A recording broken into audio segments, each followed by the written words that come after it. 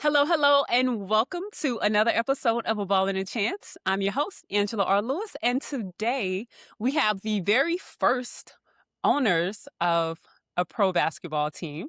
We have Larry Simmons. He is a serial entrepreneur, basketball coach who brings a championship mindset to athlete development.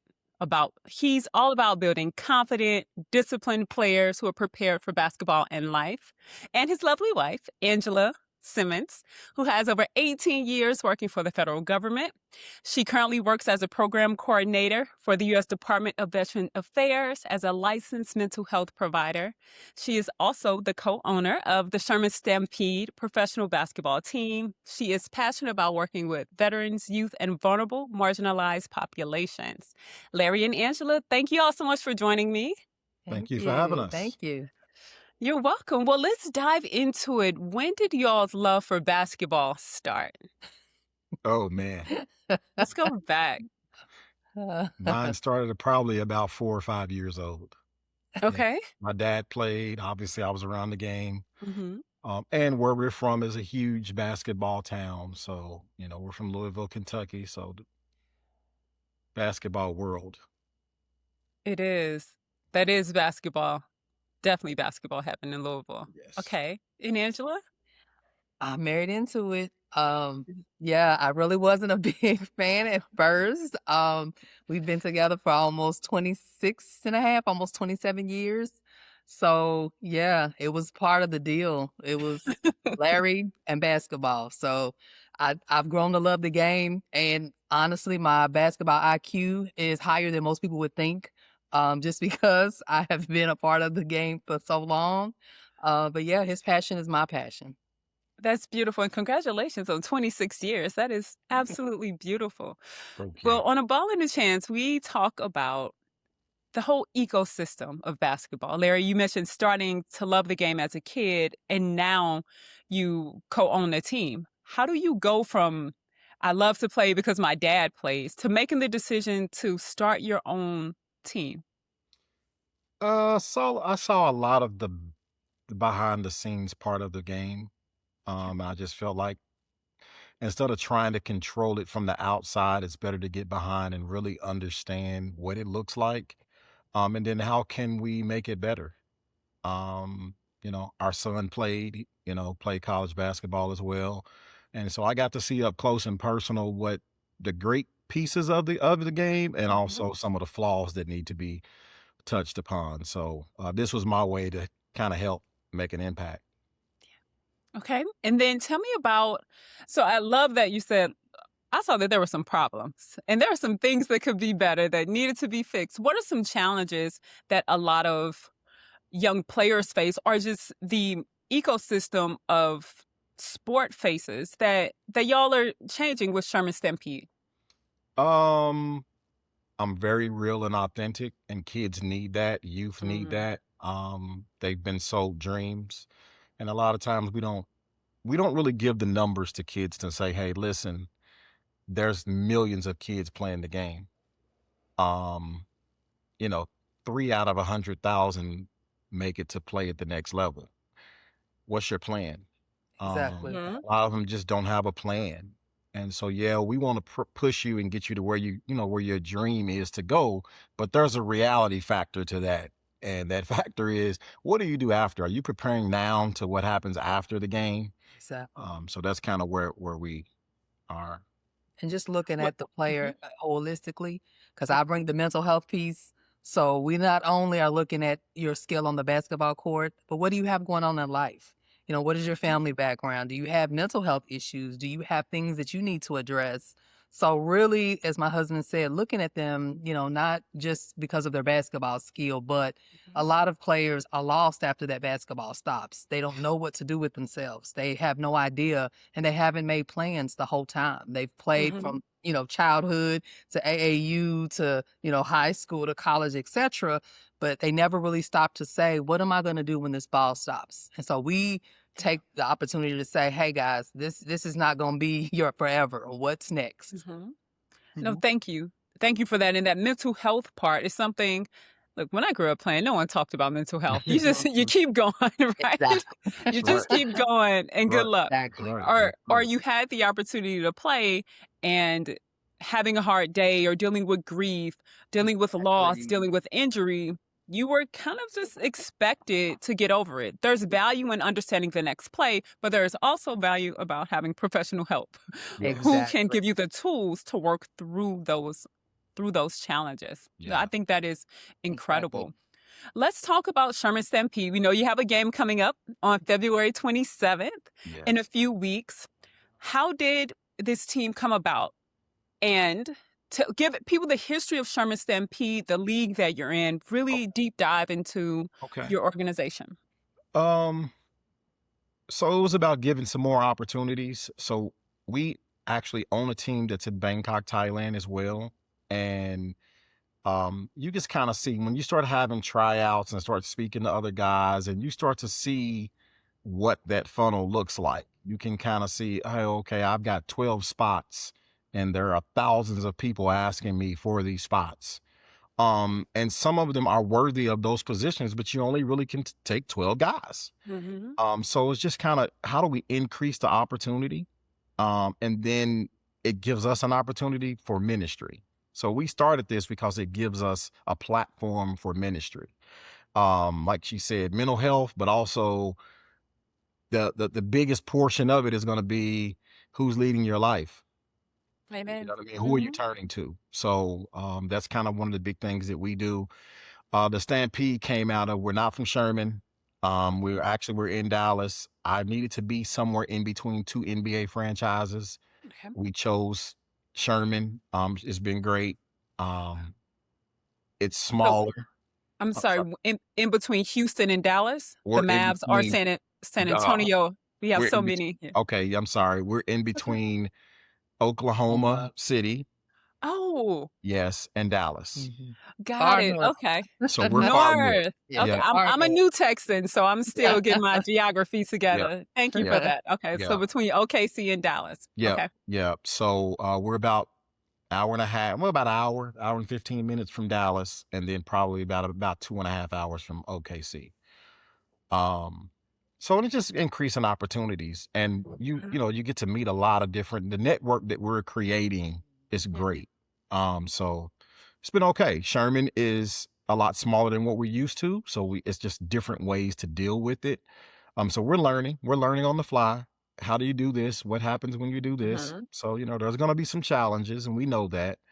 But we're fine. We can find in the Most High, no matter what. We can find in Him, Exactly. so we got it. And Absolutely. he's being humble. So, like he said, we were in Thailand when we first got the word that there was an opportunity to have a franchise, to have a team. um, Basketball world is huge, but yet it's small. So Larry Mm-hmm. has a really good reputation for, being about business, for making sure that again, not only, the player aspect as far as their skill, but really taking care of players, making sure that they understand that we are a family, not only a team, but we are a family and we take care of our family. So Mr. Magley, one of the TBL owners, actually flew in to meet with Larry, and heard his business idea and his ideas and said, let's get this team going. Let's sign up. So really that's how TBL and Stampede came about. Larry is just known for doing what he says he's gonna do, Mm-hmm. following up and really caring not only about the player but them as a whole. So I think that went a very long way, and the Magleys, who are the owners of the actual league, were very impressed with him. And so that's how we really went from Thailand straight off the plane to Mr. Magley flying in to meet with Larry to are we really about to try to throw a team together at the Yeah. end of the season when everybody else has had all this time, but we've been in Thailand. But that's what my husband does. If it's easy, he doesn't want to do it. If it's not a challenge, he don't want to do it. So that's how we really got embedded into having this team this year. And like he said, we wanted a smaller area where we really could pull in the community. We want to be Mm-hmm. embedded in the community. We want to be an example. of, not only that, we, again, our faith and the belief in the Most High, everything we have is because of Him and our blessings. And we are going to bless others. Anything we can do to not only help them financially, but like my husband said, the higher power, we're not going to force anything on them, but we stand strong behind our faith. And the TBL aligns with that. Yeah, The TBL they ownership do. aligns with that faith base. So there's some great people. The The Magleys are. Magleys are some great people. So There's so many things I want to touch on. So Sorry. we have to look, y'all just glazed over Thailand. Like we were in Oh. Thailand, we had this team, and then we came back here. Whoa. Slow this down for me, y'all. Slow down a little bit. Okay. There are professional basketball leagues in Thailand. yes. So a little bit about my background and why this is so intriguing to me is that I played professionally in Germany. Okay. My first time ever traveling abroad was because of basketball. My first time on a plane was to a basketball camp at Notre Dame at 16 years old. Not sure how I convinced my parents to let me go alone, but they did. This is pre-internet, right? But they let me go, and my coach met me. So I know and really believe that sport has the ability to connect people from different cultures in ways that not many other things can. So please slow down the Thailand. Why were y'all in Thailand? Who's playing in Thailand? How do you own a team in Bangkok? Like, let's unpack that. Let's start with why were you in Thailand, and then I'll follow up. I'm blown away. It's a very odd situation. So I really don't know how we got in Thailand. So it was like one Saturday, I don't know, somebody reached out to me. I think somebody reached out to me about a team. And I'm like, Well, back up. First of all, we were in Serbia. oh, yeah, that's right. And I was in Serbia. we were in Serbia first. Basketball has, like you said, Angela, basketball has taken us not only around the country, but around the world, honestly. Because like he said, our son played basketball and he was in a program, a Eurobasket program in Serbia. So we were in Serbia for a little bit, supporting our son. And in that network, we just started to meet people. And again, Larry's reputation, and Thailand came up. I don't even remember. I think we kept saying we wanted to be in Thailand or go to Thailand. And you have to be your tongue, you speak life. Because we had been talking about traveling to Thailand. And the Most High just opened up an opportunity where they were like, hey, the very last team that they had, Angela, they was like, we have one franchise that we need an owner. Are you interested? And my husband goes, Angela, looks like we have an opportunity to go to Thailand. And that was from Saturday evening or morning. And then Monday we owned the team. By Monday, we were signing paperwork. We were the owners of the team, the Suphanburi Bears in Thailand. Yeah. When you know, you know. Like when you know what you've been praying for, the visions that you had, and when it shows up, it's easy call. Yeah. Crazy experience though. Yes. So the experience going there, obviously is totally different from US basketball. But the basketball was really the smallest portion I can remember. It's the people. It's the people. Yes. I've never met anybody like that. They were so welcoming. Everybody's so friendly. The food's cleaner. Healthier options. Food tastes different. Yeah, definitely super inexpensive to be there. Right. Compared to the US. And we missed it when we got back. I actually missed Thailand when I got back. So it was a good experience. I learned a lot. You learn a lot. I know what the differences are between our basketball and their basketball, and I did not know that at first. Can you share some of that? What are some differences for those who are listening? So basketball is basketball. Our basketball it's a created culture. It's our culture here. It's do or die in some moments in United States basketball. Very competitive. Super competitive. There's no such thing as I don't go to practice. If you on a team, you go into practice, you go into a game. It's nowhere near super laid back there. Yes. Practice is optional. You know what I mean? You almost got to force them, to go to practice. Games are the same way. It's just not that important. And from a grassroots level there, in Bangkok, there may be 150 guys that play the game total. Which is unheard of, for the US. So it's growing. obviously. I had a really good coach. He's actually Italian American. He's been there for about 13 years.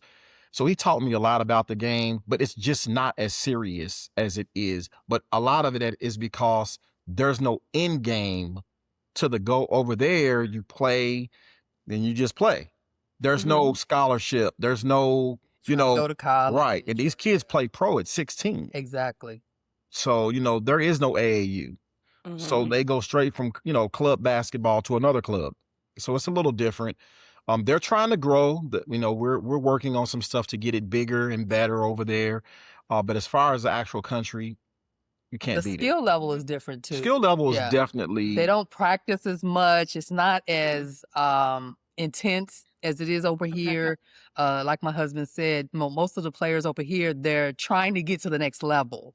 And over there, it's more so like, okay, this is a great hobby, Right. even though you're getting paid. Right. If there's something else that's more important to them, they may Right. not show up for a game. Yeah, they might not show. And it's not a big deal. It's like, what's the big deal, And 3-on-3 is way bigger Yes. over there. So Yes, like it's they'll way more. skip the 5-on-5 game Exactly. to go to 3-on-3. Exactly. Dive into that. Why is that? What is it about I 3-on-3? super confused. Even the venues, they have Mhm. 3-on-3 venues there that are way better than the full. I mean, we have to play at colleges over there, universities for our 5-on-5s. They have standalone venues for 3-on-3. I don't even understand. Like, I Yes. hear what Yes. you're saying, but is it like pickleball courts? Like you go in, you see all these, like, are they just smaller courts? What is Most of them are just one main court, Mm-hmm. the Like- venue? Is like the big three. like the big Like three. a big three. Yeah. It's like Okay. a tie big three. It's Exactly. like a tie big three. Exactly. And they play tournaments and they're frequent. Mhm. And that's where they make money at. That's their really, so for them, the guys that play over there, that's where they're They make making their more money money at. They're in making 3-on-3. way more money Yeah. in 3-on-3. Who's Um, funding the 3-on-3? Sponsors. Mhm. Almost every Companies, Thai company businesses. over there is doing, because they'll have a 3-on-3 and there's 300 people watching the game. You do 5-on-5 and there's 20 people there. Right. So it was odd. It's way more definitely popular. odd. Yeah, It's way that's, more that's popular. interesting. That's really Yes. interesting. Yes. 3-on-3 seems to be making an emergence. Well, it's definitely making an re-emergence in the U.S. I remember there was Hoop It Up that traveled the country. So 3-on-3 was a big deal. Right. For our age group, and then 3-on-3 is now in the Olympics, and so we're seeing and of course the big three we're seeing and Unrivaled. I mean, they're playing 3-on-3 full court. Yes. Mhm. So Yes. we're definitely seeing 3-on-3 grow. Mm-hmm. And so y'all are in Serbia with your son. You get the call to go to Thailand, and you get the call about owning a team in Thailand. You go to Thailand, and you learn about the culture there. And you eat some delicious food. Y'all emphasize that. So let's be clear on that. Will you help for those who've never been to Thailand? The sport opens up the world to us. And so now, as you mentioned, Larry, the people that you meet, the places you go, what about Thailand did you all love? Basketball took you there, but what were the other things about? People. Okay. People. Yes. There's it's just a sense of peace there. It's not like the 9-to-5 rush of the United States. The United States is like, okay, I'm doing this. What's next? On to the next. There, they slow down. There's no materialism. There's no, you're not worried about what you drive, What you wear. what you wear. They don't care about any No. of that stuff. Anything that's like that's there is built for tourists. Right. The locals don't care about any of that stuff. They're going to help you. Everybody is nice. We Very have helpful. never ran into anybody who was not super helpful. Now we're kind of Americanizing it over there as well in some places. There's a lot of because Americans over yes. there. We were shocked. A lot of Americans, a lot of Canadians. Yes, a lot of foreigners, what they would But say are. because the cost of living. Yeah. That's what it Yeah. is. Cost of living. I mean, meals, you can get a meal for $1. But it's totally different. And to be honest with you, being African American and having people be so nice and not see you as your race. And if you try, like we're learning Thai words, so we're trying to speak the language, and they're like, they're happy because we're trying to adapt their culture and speak their language. We're saying hi in their language. Well, how do you say this? And they're helpful. But it's a total different feeling when they are just genuine. You can just feel it. It's like, how can I help you? Or are you lost? Or do you need this? And it's not that wall up or you feel safe. You feel like it's just peace. I have no other Yeah. say It's to just feel peace, definitely peace. peaceful. Yeah, Having that feeling of peace is essential, and to know that there are places you can go to get that. I Yeah. lived in Medellin, Colombia for 2.5 years. I Mm. went okay. there to do I went to Manizales, Colombia to do a basketball clinic, a girls' clinic for 4 days. It was incredible. And I had a friend who lived in Medellin. I went to visit Medellin, and there were so many Americans. And this was right in 2020, December, when the world had opened up, Okay. and they Okay. Mhm. were all so relaxed. Yes. And I Exactly. said, you know what? I Exactly. can do this. Yes. So, Exactly. so I booked my flight back for March 1st, 2021 to go back I came back to the States for 8 weeks, booked my flight back, went to Medellin, lived there for 2.5 years. So I Mm. know exactly what you all Mhm. mean about being in a place that is different and you're able to relax and have peace in the ways that you need in that time. Exactly. Mhm. Um, and the people you meet along the way is unbelievable. And basketball is the thing that gives. Here's what I'll say. Basketball can give you the opportunity to go and connect with people. It helps to be a Yes. good person Exactly. because you're gonna get that back. But then also to know that you can be safe in other places besides where you are and where you're Exactly, from Angela. is a very powerful knowingness. For sure. Yes. For sure. Because there's this we're taught you have these stigmas and you have this belief how things are in other countries. And so there's this little fear like, wait a minute, I'm so used to the United States until you get Mhm. there and you're like, oh my goodness. This is totally not what I expected. So if anybody ever, like you said, your parents allowed you to travel and then you were able to go to another country, like you said, if it's basketball, please do it. Yeah. If you have the opportunity and you have the means to go, you will be surprised. It's not what it's portrayed. You have Mhm. to experience it for yourself. It's an amazing opportunity to be able to experience another country, another culture. Mhm. So amazing. And you walk into a team. So you're not blindsided. You're not Exactly. walking into a situation where you don't know anyone. You literally walk in with people Mhm. who support you and you support Exactly. them and they look out for you. So Exactly. there are you so you come back to the States and you started Sherman Stampede immediately. How did you go from Immediately. Immediately. I was Literally. actually talking to them. It was a 13-hour difference. So I was talking to them at 2 a.m. in the morning in Bangkok, but it was 2 p.m. here. Mhm. And just trying to get everything together, making sure we can do it's a lot of moving pieces. Mhm. They run everything like it's the NBA. So from production on back. So it's a lot of moving pieces. So we just had to move and make sure we did what we needed to do. And then I did it immediately, but to be honest with you, it took about a week and a half to get your bearings from that 13-hour difference. It was rough coming back. Yeah. And so I got kind of started late, but just kind of use that time to just reach out and get engaged in the community here in Sherman. And hey, what do we need to do? How do we engage with the community? What do you need? Not just kind of what can we take away, but what can we Right. do to enhance what they got? Because it's a growing community. Sherman has like 2 new companies. Yeah. They have a Texas billion. Yeah, Instruments. yeah. TI is bringing a company Mm. here, and then I think Global Wafers is doing something that are bringing thousands of jobs to the area. So they're growing exponentially. So we're kind of part of that growing pain. Mhm. I mean, all at the same time. So yeah. There are two groups that I'm a part of, and I want to unpack the selecting of a city and they run everything like the NBA. There are two groups that I'm a part of that I'm really passionate about. The first one is Women in Sports and Events, WISE DFW. I'm on the board with WISE, and the goal is to help more women get exposure to and grow their careers in sport. The other one is Black Sports Professionals in North Texas. Both organizations have mentoring components and young people and seasoned professionals who are finding their place and finding their way in the sports world in various capacities. Okay. And a number of them will be listening because they're my friends. Good. So Good. so I would love to hear about the infrastructure of Sherman Stampede. So, for example, how do you decide a city and what are the different roles that impact that decision? The decision really is based on demographics.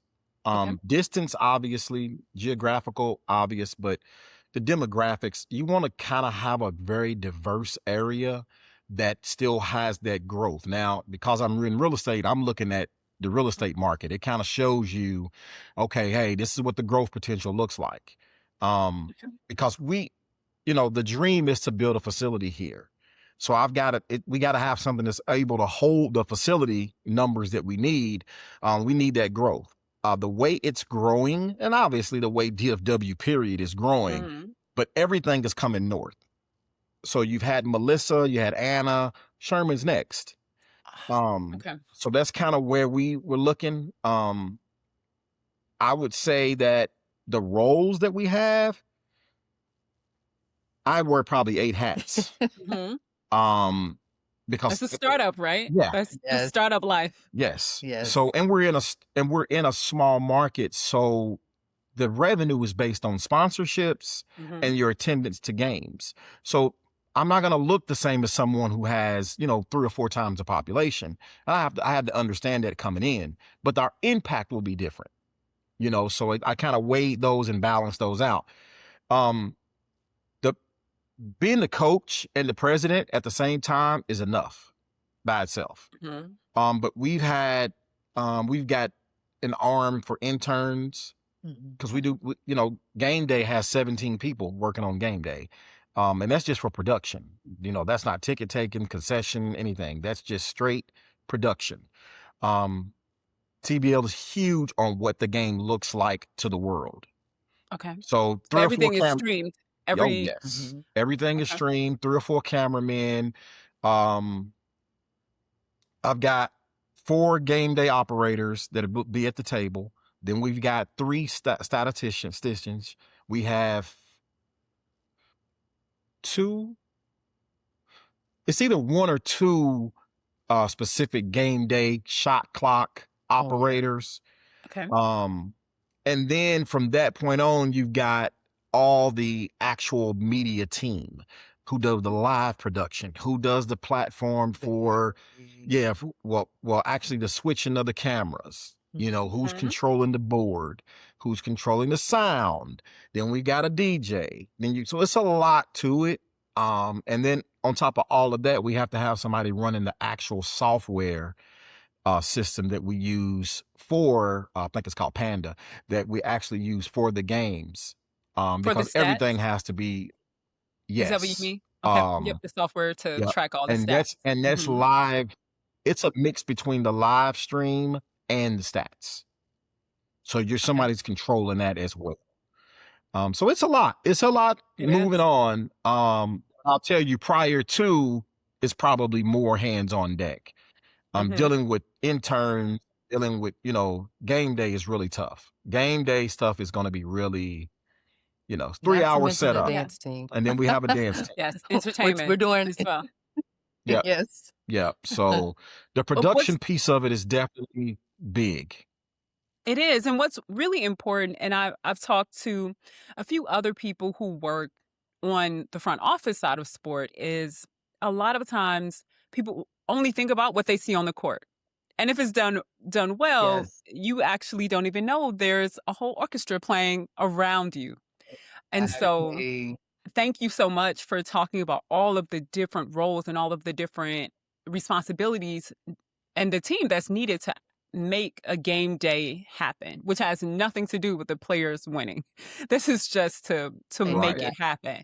Right. That's its own work in and of itself. Yes. Yes. Yes. For sure.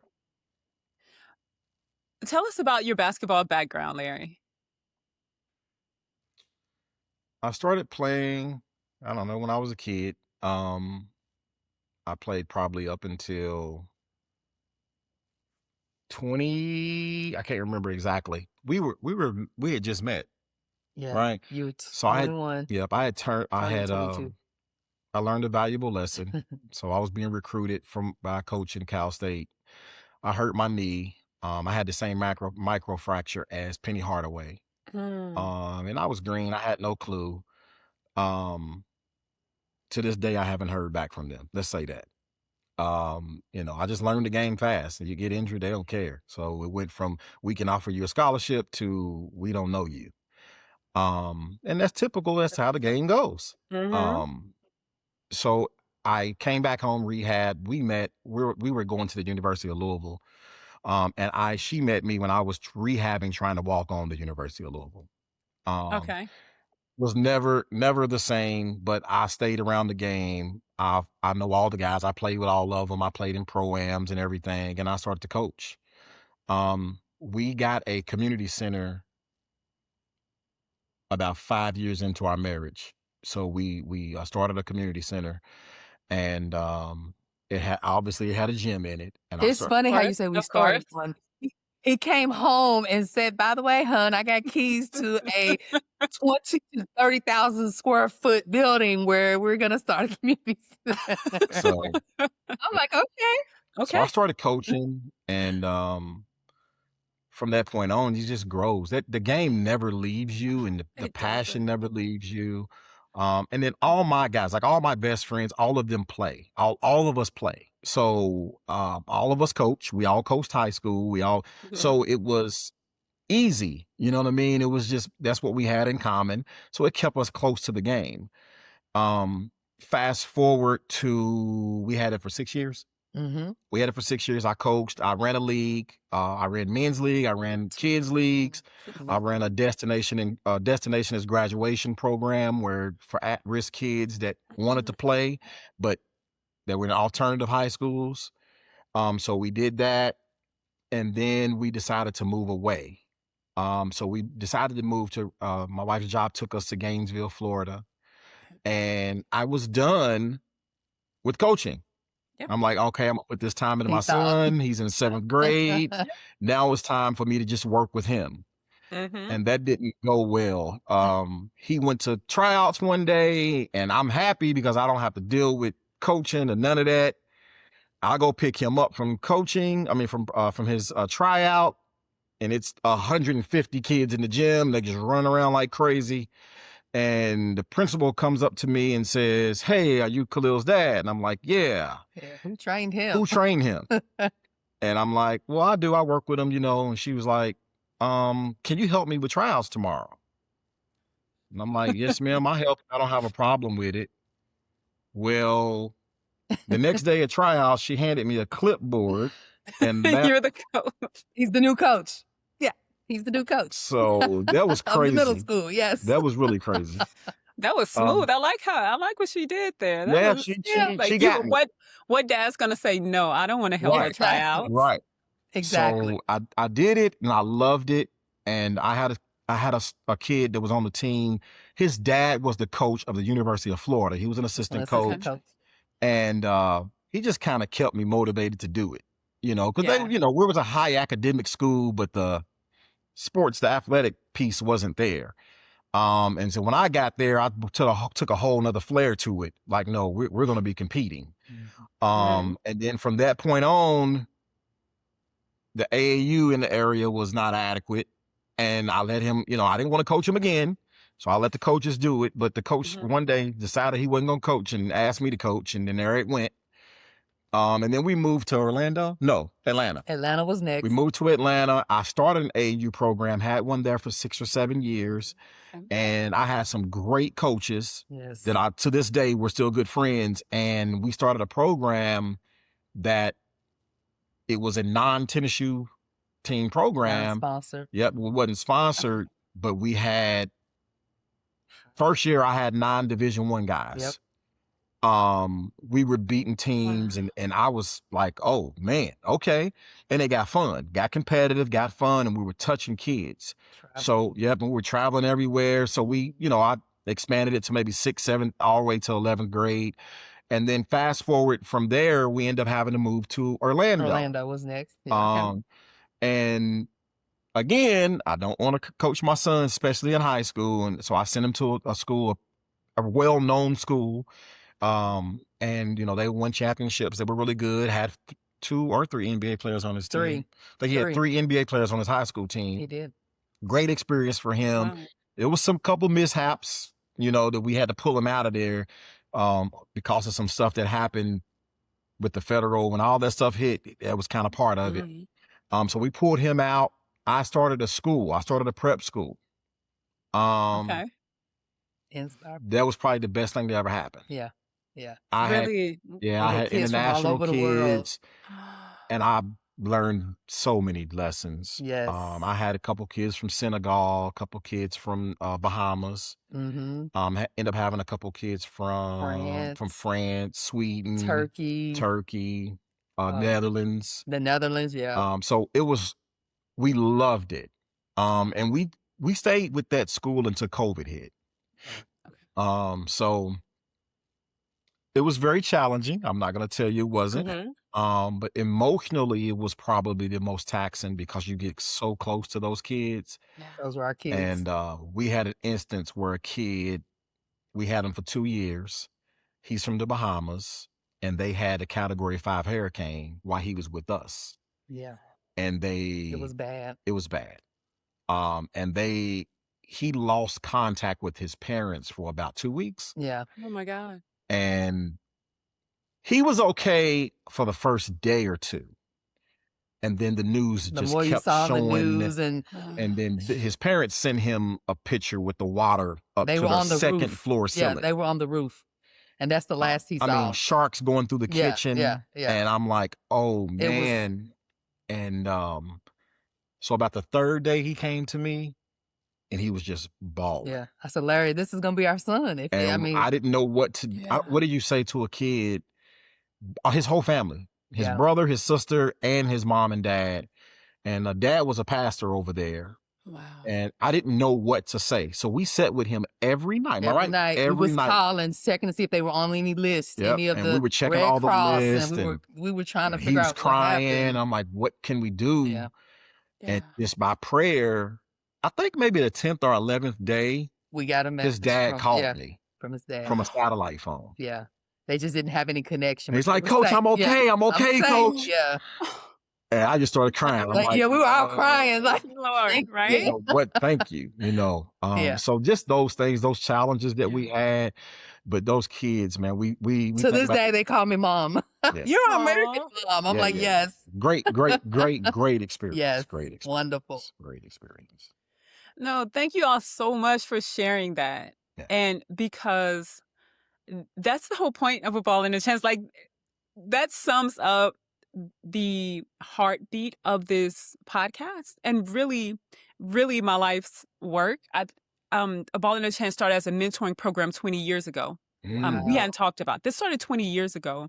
Wow. Where I was a high school coach, but had coached college basketball, had played overseas, and I understood, like you all, like mentoring is important. You need people to help guide. Yes. And to show you what's possible, but also to provide a safe space for you to grow. So there were college students and the high school girls I was coaching. We had this mentoring day. And I ran a series of panel discussions called A Ball and a Chance with former college athletes and for the community. Wow. And so this is the next manifestation of the purpose of A Ball and a Chance, this podcast, and then a children's book that's coming out next month called A Ball and a Chance. Okay. So this is my life. And I love talking to you all and people who've experienced sport globally because it changes you. Like it does something to your heart space that's is a little difficult to explain, but when someone knows it, like you just know there's the spirit. Yeah. Yes. So that's beautiful. Absolutely beautiful. Angela, I want to talk to you for a bit about mental health. And you have been lock in step with Larry along this journey of starting the rec center and the school and traveling abroad. And you play such an important role. Will you talk about your role in all of this and how you help nurture and support the young men's lives? Yes. As you stated, mental health is very important. People don't understand that basketball, like you said, is not only physical, but it's a mental game. Anything that's going on in your life can have an effect on how you play on the floor, how you treat team members. There's always something going on behind the scenes. I'm that person that's watching behind the scenes. I'm watching your mannerisms. I'm watching that something's not right with him. Let me pull him to the side. Hey, what's going on? I'm the one who's gonna dig and see and say, hey, Mhm. let's have a conversation. Is there anything that we need to talk about or you're comfortable talking about? Just giving them that safe space. This has nothing to do with what's going on the floor. As far as your performance, I care about what's going on in your head and in your heart and in your mind. So Larry always puts me on as, hey, we have a mental health person on staff that you guys can talk to, and they know, Mhm. I have an open door policy. Like I said, my passion is sports, and I've seen how basketball can either make you or break you sometimes. Sports, period. And if you don't have that support, you just never know again what's going on in between those ears, or in that Mhm. heart. What else besides what I'm doing on the floor or what I'm doing at practice. So it's really important to me to really have that safe space for them to come and talk, vent, cry. I'm gonna cry with you. We're gonna laugh Mhm. together. At the end of the day, you're gonna have somewhere where you can just be yourself. You can let it all out. And I'm gonna help you get to where you need to go as mentally, making sure that you're stable and you're okay. Whether that means, reaching out to other facilities, hospitals, medication, whatever it is, I'm gonna help you get there, and I'm gonna be there holding your hand the whole time. Yes, That's it's very beautiful. That's important. beautiful and so needed. If Yes. Is there one or two things that you see as a common thread that athletes struggle with? And if so, what's one tip or two tips that you can give to help someone who may be listening who's going through that? Mhm. And you know what? The main thing I see is really identity. Who are you off the court? Who are you besides that athlete? A lot of times they don't have time to think about it. Like I said, they play sports their whole life, and that's their true identity. That's been their identity in high school, college, even beyond if they're able. So they don't know who they are outside of that sport. So really, it starts early, talking to them about, okay, you are more than this sport. What are your skill sets? What are you interested in? If there's anything you could do in the world, what would that be besides this? Let's Mhm. think beyond this. If you get hurt tomorrow, what would you do? Like really being honest with them and saying, let's start thinking about this very early. And even parents, if you have a child that is really good in a sport, don't just push that sport. Always give them option A, B, C, D, and see Mhm. what their passion is. Yeah. Sometimes, they might be good at a sport, but that may not be their passion. Let's not push them. Let's, allow them to, naturally develop in things and really get their input, but always looking at them as a whole, in a holistic way.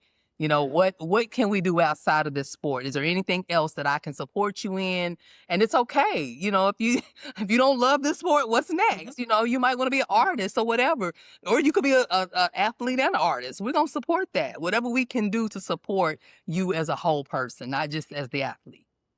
Angela, thank you so much for saying that because there's so much more to who every athlete is. Yes. And I think for people who love sport, you find a way to stay around or it finds you. Yes. And and, s- and like Larry mentioned, there are so many different roles. So maybe they Exactly. don't love to play or practice or train, but they love the game, Mhm. right? Exactly. And maybe they're, like you said, great at art. So maybe you design jerseys and shoes. Or Yeah. maybe you're the person who loves to dance, but you love sport, but you love to dance and you become, part of the dance team. Or maybe you're on the Exactly. production team, or maybe you like to make beats. So you're the one who's like the DJ because every game, sport, every sporting event needs people to help keep Exactly. the crowd engaged. And so I think it's important that when athletes leave from being a player, if they still have a heart for sport, that we help them find their way in that space that's going to be safe in something that they love and in an industry that that isn't going anywhere by AI. We are not going to have robots playing basketball anytime soon, Exactly. That's not gonna be right? fun to watch. You're Exactly. right about No, that. no. So Exactly. that's a real concern as young people transition from playing sport. Whenever they leave, it's, well, what career are they going into? Well, you want Yes. something that is going to be here, and live sporting events are here to stay. Mhm. Exactly. That's true. Yes. That's definitely true. So let's talk as we wrap about Sherman Stampede. Tell us first game, what people can expect. Tell us about your team. Well, tryouts were Sunday. The last tryout was Sunday. Okay. So I'm still going through film to get our roster because we got training camp. We got to announce training camp in 3 days, I believe. So we'll go to training camp, which will be the 16th, no, 13th and 14th. Media day is the 16th. And then we'll have an exhibition game on the 21st. But we're got a small, diverse mixture of locals. And then, DFW is huge. So when I say local, I mean, we have a couple in Grayson County, which is Denison and Sherman, which are kind of together. And then we've got some Dallas guys. So we had a really good turnout to tryouts. The TBL has a really good name in the basketball community. These guys they know more about it than I do. So a lot of these guys have played for 3 or 4 years in the TBL already. So it'll, I think we'll be okay. I'm always a stickler when it comes to talent. So I feel like the talent is not where I wanted to see it, but we'll get them there. We'll get them there. Yep. But the Stampede itself, I think, we're up really, really, really up in your face type basketball. We're hands-on owners. Okay. Yeah. We want to have our hands in everything. Yeah. But the style of play is a little different than anything. I mean, we're from the Midwest, so the way we play the game I was taught it just a little different. So I know that's going to be a surprise in how we play. We press. We're gonna be we 94 feet. That's how we're gonna play. Okay. We're gonna trap. Certain situations. So there's just different things that we'll do. I'm a huge fan and student of Denny Crum and Rick Pitino. I sit in the stands watching them, just learning. And again, I've got a lot of buddies that coach high school basketball, so we steal from each other. In this game, that's what you do. And I've learned a lot from a lot of Division I coaches. So that's kind of how we'll be playing the game.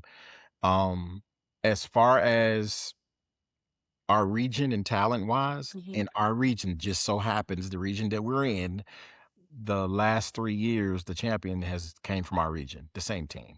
It's very competitive. They haven't lost in 3 years. So we're competitive too. So we're coming for them. So yeah. Yeah. So they're a very good organization. Yeah. They've got some really good players.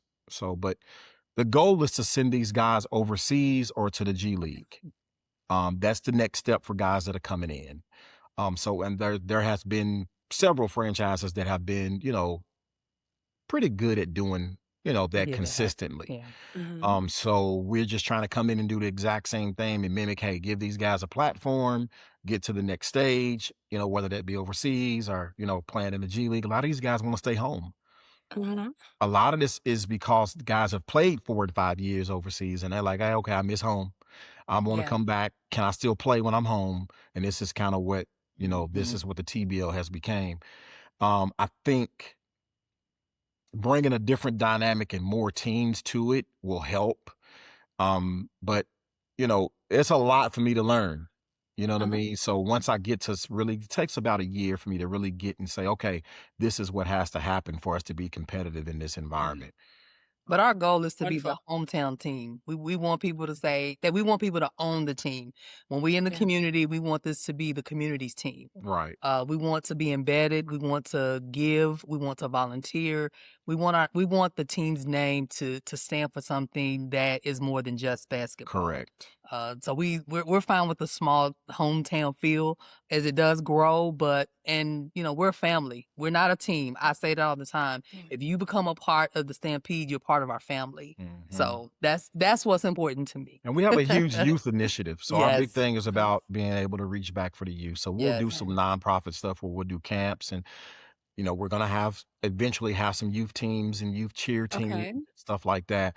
I just don't have the capacity to do it at the moment. Not this But time. we will. Right. But you see it. I see y'all's wheels turning. Like I see it.